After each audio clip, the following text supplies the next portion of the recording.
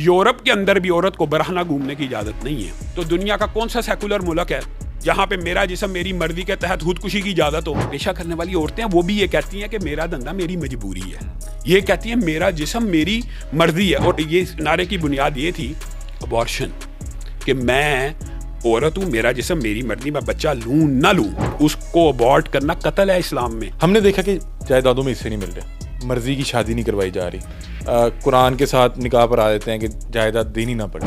मैं आधी नहीं मैं पूरी हूँ, ये नारा भी लगता है। उसके वो इशारा कहाँ कर रही होती हैं? इस्लाम के एक किसास के ऊपर जो हिट कर रही होती हैं कि औरत को कत्ल किया जाए, औरत को कत्ल किया जाए। अगर औरत कत्ल हो तो उसकी दियत 50 ऊँट होती है, मर्द कत्ल हो उसकी दियत 100 ऊँट होती है। यहाँ तक मैंने औरतों को सुना कहते हुए कि जी मर्दों को 4 शादियों की इजाज़त है, तो हमें 4-5 की इजाज़त, 3-4 की इजाज़त नहीं है। भाई ये अल्लाह के ऊपर ईमान रखने वाली औरतों के लिए है, जिनको अल्लाह के ऊपर ईमान नहीं, इस्लाम नहीं, वो जितनी मर्जी चाहे करती रहे। मुआशरे के अंदर क्या रेनबो फ्लैग यानी गेज एंड लेस्बियन के हुकूक के नारे भी हमारे पाकिस्तान के ऊपर ऐसा जवाल आना था। अगर इस मरतबा कोई खिलाफ इस्लाम, खिलाफ शरीयत, जू मैनी नारा, रेनबो फ्लैग लहराया गया तो हम उस वक्त तक एहतजाज करेंगे जब तक ये मुकदमात दर्ज नहीं होंगे। तो इंतहा ये कर दी कि जो बीमारी के अय्याम के कपड़े उन्होंने कहा उनको बोर्ड्स के ऊपर स्कूलों के अंदर लगा दिया जाए। तो अब मुझे बताएं कि ये वाहियात कल्चर, अली हमदा भाई, ये वही औरतें जो हिजाब के खिलाफ नारे लगाती थी और कोरोना के बाद 2 साल मुंह से मास्क नहीं उतारा, और ये क्या कहा करती थी कि हिजाब के साथ पढ़ाई सही नहीं होती, हिजाब के साथ जॉब नहीं हो सकती। अस्सलाम वालेकुम नाजरीन, मैं हूं आपका मेज़बान अली हमज़ा और आप देख रहे हैं नियो न्यूज़। नाजरीन, जैसा कि आप लोग जानते हैं कि 8 मार्च आ रहा है और 8 मार्च को इंटरनेशनली वुमेंस डे के तौर पे मनाया जाता है। हमने देखा कि पिछले 4-5 साल से हर बार जब 8 मार्च आता है तो कुछ ख़वातीन जो हैं रोड्स पे निकलती हैं और अपने कुछ मुतालबात लेके आती हैं। हमारे साथ इस वक्त अल्लामा हशाम इलाही ज़हीर मौजूद हैं, जो कि इस तरह की जितने भी सोशल इशूज़ हैं उन पर बड़ा खुल डुल के बात करते हैं। अल्लामा साहब से बातचीत करते हैं। अस्सलाम वालेकुम। वालेकुम अस्सलाम व रहमतुल्लाहि व बरकातहू। अल्लामा साहब कैसे हैं आप? अल्लाह का करम, अल्लाह का एहसान। अल्लामा साहब, सबसे पहले ये बताएं कि क्यों नहीं ख़वातीन को एहतजाज का हक़ दिया जा रहा? मसला आखिर क्या है? हर साल जब ये अपने हकूक़ लेने आती हैं तो इन्हें तनकीद का निशाना क्यों बनाया जाता है? बिस्मिल्लाहिर्रहमानिर्रहीम। अकबर अलाहाबादी का शेर आपके दिबाचे और तमहीद से याद आ गया कि बेपर्दा नजर आई कल जो चंद बीबियाँ, अकबर गैरत कौमी से ज़मीं में गड़ गया, कहने लगा आपका पर्दा वो क्या हुआ, कहने लगी कि अक्ल पे मर्दों की पड़ गया। बुनियादी तौर पे ये बात ये है अली हमदा भाई, हमें औरतों के हकूक़ से कोई मसला नहीं। आपने जो सवाल किया है मैं उसका स्ट्रेट फारवर्ड बगैर तमहीद के जवाब देता हूँ। आप मुझे बताएं, एक औरत आज़ादी चाहती है, मादर पिदर आज़ादी, मशरकी रवायात के ख़िलाफ़, और वो चाहती है कि वो मैं आपको एक बात बताऊं, यूरोप से जहाँ से इन्होंने ये दरामद किया नारा, यूरोप के अंदर भी औरत को बरहना घूमने की इजाज़त नहीं है। अगर ये चाहती हैं, मैं कहता हूँ अगर ये शौकीन है या जो भी इनको है, ये अपने घरों तक महदूद क्यों नहीं रहती? ये उन एरियाज़ में क्यों नहीं जाती जहाँ पे ये अड्डे खुले होते हैं? अगरचे इस्लामी मुआशरे में वो अड्डे भी काबिल तनकीद हैं, लेकिन मुझे एक बात बताएं, ये फेमिनिज़म का जो नारा है उन औरतों के लिए कभी इन्होंने लगाया है कि जो बेचारियां, मैं उनको बेचारी कहता हूं, जो मजबूरी की आलम में ये कह रही है कि मेरा धंधा मेरी मजबूरी। एक औरत का तबका वो भी तो है ना जो सिर्फ 2 वक्त की रोटी कमाने के लिए इज्जत नाम कर रहा है। अगर ये हकीकी फेमिनिस्ट हैं, ये आज तक उन एरियाज को बंद कराने की जिद्दोजहद क्यों नहीं करती? कहते हैं कि इस्तेसाल क्या होगा? नहीं, वो कहते हैं कि वो अपनी मर्जी से अगर जिस्म बेची है तो ठीक कर रही है। अब ये देखें, ये तो अब आपने मेरा जिस्म मेरी मर्जी की बात की, आप मुझे जवाब लेके उनसे दें, क्या मेरा जिस्म मेरी मर्जी का इस्लाम के साथ कोई मुताबिकत है? मैं कहता हूँ ये औरत के लिए छोड़ें, आप और मैं मर्द हैं, क्या हम दोनों के जिस्म हमारी मर्जी है कि अल्लाह का अता करदा जिस्म है अल्लाह की मर्जी के मुताबिक चलेगा? बिल फर्ज इनका सेकुलर, मैं कहता हूँ, नारा समझ लिया जाए तो दुनिया का कौन सा सेकुलर मुल्क है जहाँ पे मेरा जिस्म मेरी मर्जी के तहत खुदकुशी की इजाज़त हो? अगर मेरा जिस्म मेरी मर्जी है, आप बताएं, मेरा जिस्म मेरी मर्जी, तो फिर मुझे खुदकुशी की इजाज़त दी जाए। इसका मतलब है ये अक्ली और मंतकी तौर के ऊपर भी ये नारा इतना मकरू है कि वो देखें, वो जो पेशा करने वाली औरतें हैं वो भी ये कहती हैं कि मेरा धंधा मेरी मजबूरी है, ये कहती हैं मेरा जिस्म मेरी मर्जी है। और आपको पता है इसकी अगर बैकग्राउंड आप स्टडी करें तो ये बुनियादी तौर के ऊपर यूरोप के अंदर ये फीटस को कत्ल करने की, ये नारे की बुनियाद ये थी अबॉर्शन, कि मैं औरत हूँ, मेरा जिस्म मेरी मर्जी, मैं बच्चा लूँ ना लूँ, ये चलो आपके इख्तियार में हुआ, लेकिन अल्लाह के फजलो करम से इस्लाम का दीन ऐसा कामिल मुकम्मल है। आप हैरान रह जाएंगे अली हमदा भाई, दुनिया के सारे कवानीन उठाएं, मुतालिया करें, आपको किसी कानून के अंदर फीटस का हक यानी जनीन का हक, उसके हकूक़ क्या हैं, नहीं मिलेंगे। इस्लाम में उसके भी हकूक़ हैं। उसको अबॉर्ट करना कत्ल है इस्लाम में, उसको अबॉर्ट करना कत्ल है।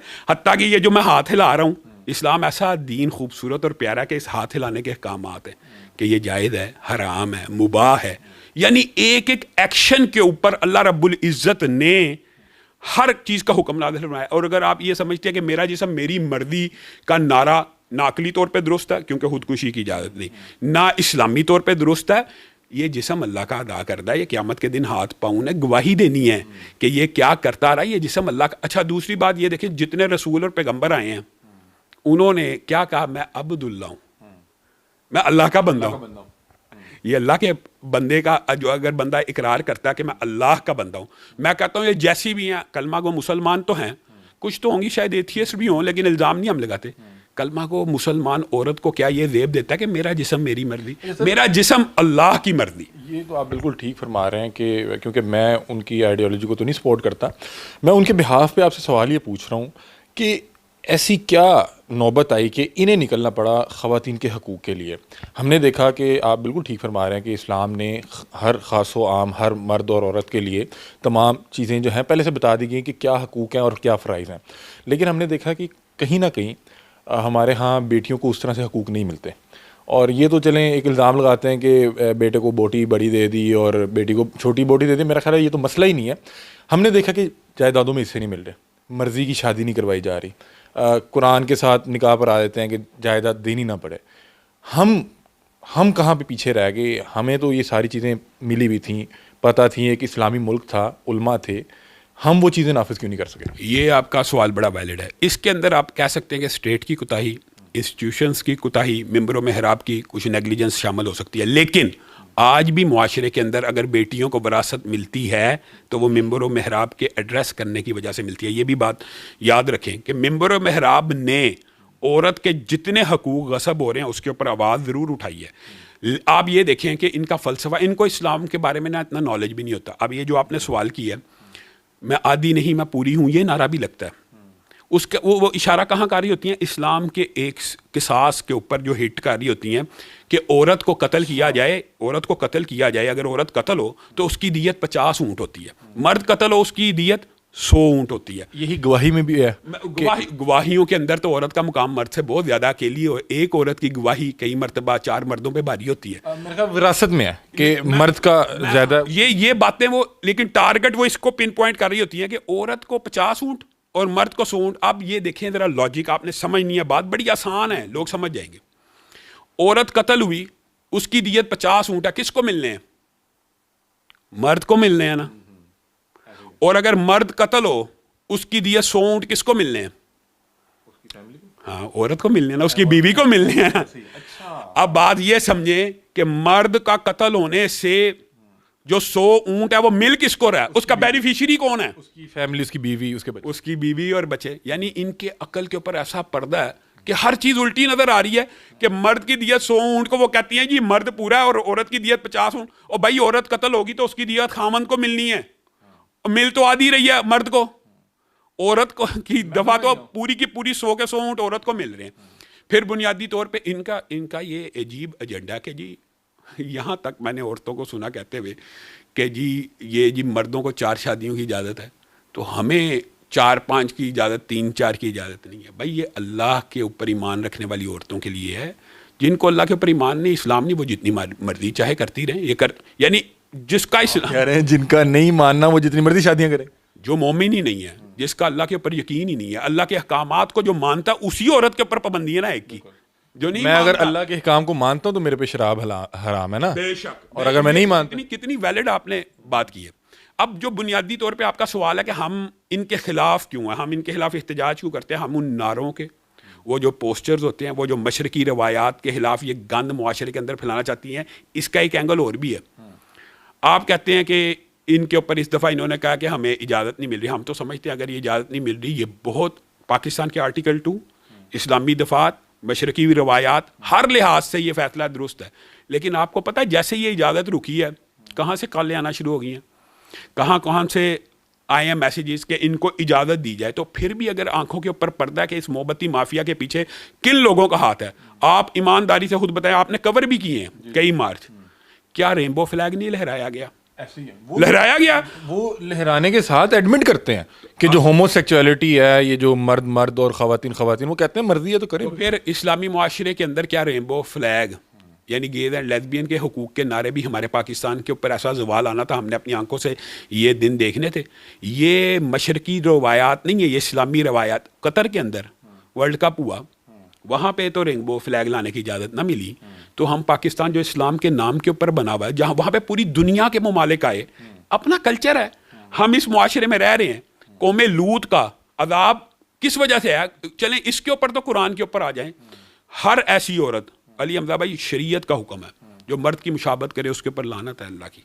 यानी रसूलुल्लाह सल्लल्लाहु अलैहि वसल्लम ने फरमाया कि कोई मौलवी कह रहा है, रसूलुल्लाह सल्लल्लाहु अलैहि वसल्लम ने फरमाया अगर ऐसा मर्द जो औरतों की मुशाबत करता हो या ऐसी औरत जो मर्दों की मुशाबत करती हो, उसको जला वतन कर दिया जाए, यानी मुआशरे में एग्जिस्ट ही ना करने दिया जाए। हाँ, तो मुझे एक बात बताएं, जिस शरीयत के अंदर ये कवानीन है, तो ये रेनबो फ्लैग लहराएं और ये चाहती हैं कि हम सदाए एहतजाज भी बुलंद ना करें। हमने इनके ऊपर कोई थप्पड़ मारा, कोई लाठी चार्ज किया, हम तो मुकदमा दर्ज कराने की दरखास्तें देते हैं। अगर ये बात मैं आपके वसात से कहना चाहता हूँ, और मार्च वाली तमाम ख़वातीन सुन लें, अगर इस मरतबा कोई खिलाफ इस्लाम, खिलाफ शरीयत, जू मैनी नारा, रेनबो फ्लैग लहराया गया, तो हम उस वक्त तक एहतजाज करेंगे जब तक ये मुकदमात दर्ज नहीं होंगे। ये पाकिस्तान का आइन कहता है, पाकिस्तान का लॉ कहता है। आप मुझे बताएं कि जो ये रेनबो फ्लैग है या होमोसेक्सुअलिटी की खुलेआम बात करना और कहना कि इसको करें, लीगल करें, ये हमारे आइन के तनाज़ुर में इसको कैसे देखा जाएगा? पाकिस्तान का जो आइन है उसके अंदर इस्लामी दफ़ात मौजूद है, और आर्टिकल 2 के अंदर और करारदाद मकासद के अंदर, दिबाचे के अंदर, आइन के अंदर वाज़े तौर पे लिखा हुआ है कि पाकिस्तान के मुआशरे में इस्लामी तालीमात को रिवाज दिया जाएगा, खिलाफ इस्लाम बातों को स्नब किया जाएगा, रोका जाएगा। रेनबो फ्लैग लहराना पाकिस्तान के आइन में भी जायज़ नहीं है, दुरुस्त नहीं है, तो ये क्यों लहरा रही हैं? ये जो खिलाफ वर्दी है, आइन की खिलाफ वर्दी है, क्यों इन पे फिर कोई पूछता क्यों नहीं है? हाँ, ये बात है, इनके पीछे माफियात हैं। अब मैं आपको एक छोटी सी मिसाल देता हूँ। अगर ये हकीकी फेमिनिज्म के नारे लगाते हो, पिछले दिनों आपने एक बहुत बड़ा केस हान मरी का सुना, वो बेचारा हर NGO के पास गया, हर NGO के पास, उधर से पैसा मिलने का इम्कान नहीं था, तो वो होश में नहीं आई। लेकिन जैसे ही उसके 2 बेटे शहीद हुए हैं, ये NGOs गिद्धों की तरह उनकी लाशों को बम्बोड़ने के लिए आगे गया, पैसा आने का टाइम आ गया। ये बैरूनी एजेंडा है, ये मगरब का एजेंडा है। ये अच्छा, ये ना हमें एक आदी भी बना रहे हैं, मेरा जिसम मेरी मर्जी, मेरा जिसम मेरी मर्जी। अब ये सुन सुन के हमें इतना वाहियात नारा नहीं लगता, हालांकि इसके अंदर जितनी संगीनी और कबाहत है, ये शरीयत का भी मजाक है, अकल और मंतक का भी मजाक है, दीन का भी मजाक है, मशरकी रवायात का। ये तो बगावत है, अल्लाह के सामने खड़े होने वाली बात है।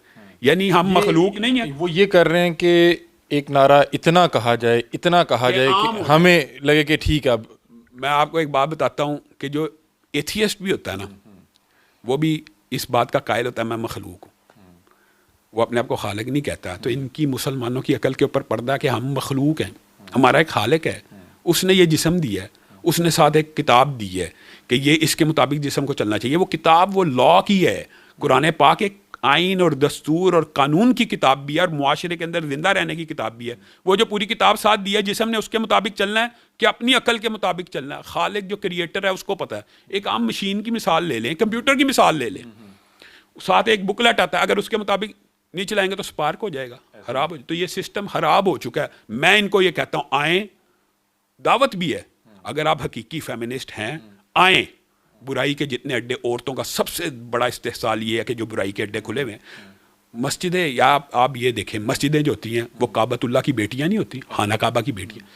बादशाही मस्जिद काबतुल्लाह की बेटी है, उस काबतुल्लाह की बेटी के मीनारों के नीचे हव्वा की बेटी की इस्मत दरी होती है। हम नाम के मुसलमान हैं, अरसा हो गया वो अड्डे खुले हुए हैं, ना ये आवाज़ उठाती हैं, ना कोई एक तबका फ़िक्र। हम अगर आवाज़ उठाएं तो फिर मेरा जिस्म मेरी मर्जी के नारे लगना शुरू हो जाते हैं। ये औरत का सबसे बड़ा इस्तेहसाल है। मैं समझता हूँ इनको इस बारे के ऊपर गौर करना चाहिए कि ये जो दरिंदे और भेड़िए जिनसी इस्तेहसाल करना चाहते हैं, ये आपको आज़ादी नहीं दिलवा रहे। ये असल में आप ये ज़रा फ़लसफ़ा देखें, आप देखें कई मर्द भी इनके हामी होते हैं। वो क्यों हामी होते हैं? वो औरत की आज़ादी के कायल नहीं होते, वो औरत तक रिसाई के कायल होते हैं। आपने देखा वो इस्लामाबाद का वाकया, वो किस तरह के लोग थे, उसने औरत बच्ची को ज़िबा कर दिया और कैसा तशद्दुद करके मारा। वो जो फेमिनिज्म के हकूक़ के नारे लगाने वाले बेसिकली लोग होते हैं ना, वो औरत की आज़ादी की जंग नहीं लड़े होते, वो औरत तक रसाई की जंग लड़े। दोनों बड़े लिबरल थे, बात कर रहे हैं। हाँ, तो फिर बुनियादी तौर पे ये भेड़िए हैं, ये चाहते हैं कि औरत को इतना आज़ाद कर दिया जाए कि हम वहाँ तक रसाई हासिल कर सकें। औरत जो औरत का एहतराम है मशरकी रिवायात के अंदर के भाई के साथ निकलेगी, बाप के साथ। वो जो प्रोटोकॉल अल्लाह ने औरत के लिए नादिल किया कि मुसलमान औरत का एक प्रोटोकॉल है अली हमदा भाई, मुसलमान औरत के लिए अल्लाह ने आसमान से एक लिबास उतारा है। अच्छा, कि ये घर से निकले खास लिबास में निकले। अच्छा अल्लामा साहब ये बताएं कि वो लोग कहते हैं कि हमारे जो नारे हैं ना उन्हें परसीव गलत किया जाता है, मतलब कि हमारा जिस्म हमारी मर्ज़ी से मुराद ये है कि मैं अपनी मर्ज़ी से शादी करूँगी, अपनी मर्ज़ी से आऊँ जाऊँगी। और वो कहते हैं कि हम अगर कहते हैं कि खाना खुद गर्म कर लो, बिस्तर मैं गर्म करूँगी, या इस तरह के मतलब की बातचीत ये है कि औरत अपने शौहर को कह सकती है आज आप खाना खुद गर्म कर लें। तो आपको कहीं हम तो नहीं उनके नारों को गलत परसीव कर रहे? ये तो ज़ुबान खल्क को नकारा खुदा समझे। आप बताइए कि हर बंदा ही गलत परसीव कर रहा। उनकी जो आप मार्च कवर करना, वो इन नारों से क्या मुराद देती है? हम वो नारे बता रहे हैं जो हम ऑफिशियली ऑन एयर कह सकते हैं। आपने वो नारे भी देखे हैं जो बात तस्वीर, हाँ फिर बताएं उनकी क्या। आप देखें हमारे यहाँ पे औरतों ने तो इंतहा ये कर दी कि जो बीमारी के अय्याम के कपड़े उन्होंने कहा उनको बोर्ड्स के ऊपर स्कूलों के अंदर लगा दिया जाए। तो अब मुझे बताएं कि ये वाहियात कल्चर, ये क्या मगर। अच्छा, फिर इन्होंने जहाँ से ये कल्चर दरामद किया है ना, जहाँ से लेके आए हैं, वहाँ पे भी पेरेंटल कंट्रोल सिस्टम है। मुझे तो दुख ये होता है कि हमारे यहाँ पे तो मादर पिदर आज़ादी इस तरह की हो गई है कि वहाँ पे भी पेरेंटल कंट्रोल ये होता है कि ये 13 साल की उम्र तक के लिए, ये 16 साल की उम्र तक के लिए, ये 18 साल। हमारे यहाँ क्या है? हमारे यहाँ चाहे 10 साल का बच्चा हो या 12 साल का बच्चा हो, हर किस्म का मवाद देख सकता है। एक ही लाठी से सबको हाँक रहे हैं। तो ये जो नारे हैं ये सरासर खिलाफ इस्लाम है, परतीव का मसला नहीं है। अल्लामा साहब इख्तिताम की तरफ जा रहे हैं, मुझे लास्ट में ये बताएं कि चलें जो फेमिनिस्ट ख़वातीन हैं, औरत मार्च, इसको एक तरफ रखते हैं। हमारे यहाँ जो ख़तून हैं, अगर फ़र्ज़ करें वो मजबूरी की हालत में भी कहीं जॉब करने जा रही है, तो हम उसको जॉब नहीं करने दे रहे। हम उसको एक कम पैसों में एक जॉब पे मजबूर करते हैं कि वो साथ जिस्म भी बेचे। तो हम कैसे ठीक होंगे? अली हमदा भाई, ये जो आपका क्वेश्चन है, इसका जवाब तो मैं समझता हूँ कि रसूलुल्लाह सल्लल्लाहु अलैहि वसल्लम ने 1400 साल पहले अम्मी आयशा के ज़रिए ही दे दिया। इस्लाम के अंदर ये जो एक परसेप्शन है ना, ये भी दुरुस्त नहीं है। इस्लाम के अंदर कुछ जॉब्स ऐसी हैं जो औरत के लिए, औरत के एक तबके के लिए फ़र्ज़ हैं। फ़र्ज़ आप ये कहते हैं कि इस्लाम औरत को जॉब से रोकता है। अगर औरत टीचर नहीं होगी, अगर औरत नर्स नहीं होगी, अगर औरत डॉक्टर नहीं होगी, तो मुसलमान बच्चियों का पर्दा कहाँ जाएगा? ये वो शोबे हैं कि जहाँ पे औरत को जॉब करना फ़र्ज़ तक आ जाता है। अब गायनाकोलॉजिस्ट है, अगर औरत नहीं होगी तो बच्चियों का पर्दा कहाँ जाएगा? इसका मतलब ये है कि अफरातो तफरीद पाई जाती है। फिर वो जो भेड़िए और दरिंदे हैं जिनकी आप बात कर रहे हैं कि जॉब की पे वो साथ साथ औरत से कुछ और भी हासिल करना चाहते हैं, तो उसकी इस्लाह का सिस्टम क्या है? ये वही औरतें हैं अली हमदा भाई, ये वही औरतें हैं जो हिजाब के खिलाफ नारे लगाती थी और कोरोना के बाद 2 साल मुंह से मास्क नहीं उतारा। और ये क्या क्या क्या कहा करती थी कि हिजाब के साथ पढ़ाई सही नहीं होती, हिजाब के साथ जॉब नहीं हो सकती। हमने फिर सब कुछ किया मास्क पहन के मर्दों ने मास्क पहन लिए तो औरतों ने क्या मास्क नहीं पहना? तो ये मेरा ख्याल है कि सिर्फ और सिर्फ एक मुबालगा और अफरातो तफरीद की बात है। बहुत शुक्रिया जी। तो नाजरीन, अल्लामा साहब हमारे साथ मौजूद थे। एक चीज़ जो मैंने अखज़ की और जो मैं अपना तजिया भी जो नाक़िस तजिया आपके सामने पेश करना चाहूँगा कि नाजरीन, अक्सर मैं जब इस तबके से बातचीत करता हूँ, मैं उन्हें कहता हूँ कि आप जो कहते हैं कि मेरा जिस्म मेरी मर्ज़ी, या मैं अपनी ख्वाहिशात के मुताबिक कुछ भी करना चाहूँगा, इसकी भी बहरहाल एक तो लिमिट होगी ना। आप अपनी ख्वाहिश के लिए ना तो किसी को मार सकते हैं, ना अपनी जान ले सकते हैं, क्योंकि ये आइनी तौर पर, कानूनी तौर पर ठीक नहीं है। और आप अगर अभी कह रहे हैं कि मैं एक मर्द के साथ ताल्लुक़ बनाना ठीक समझता हूँ, या मैं एक ख़तून के साथ ताल्लुक़ बनाना ठीक समझता हूँ, कल को आप कहेंगे कि मैं जो ये रिश्ते हैं इनको भी पामाल करना चाहूँगा, मैं अपनी अल्लाह माफ़ करे किसी ऐसे मुक़द्दस रिश्ते के साथ मैं कोई इस तरह की बातचीत करना सोच दूँ, कल को मेरी ख्वाहिश हो कि मैं जानवर के साथ जो है रिश्ता बनाना चाहता हूँ, तो फिर हम क्या करेंगे? बहरहाल कहीं ना कहीं तो जाके रुकना होगा ना। तो ये इंसान का तो जहन है। कुछ लोग कत्ल करके कहते हैं कि बस दिल में आया, जहन में आया, कुछ चीज़ इस तरह की थी। तो मेरा ख्याल है कि अल्लाह ने उसके लिए हमें एक किताब दी है और बताया गया कि इस ज़िंदगी को अगर तुम्हें दी गई है, इसको इस्तेमाल कैसे करना है, इसको गुजारना कैसा है। बहरहाल अपनी राय से कमेंट सेक्शन में ज़रूर आगाह कीजिएगा। तब तक के लिए अपने मेज़बान अली हमजा को दीजिए इजाज़त। अल्लाह।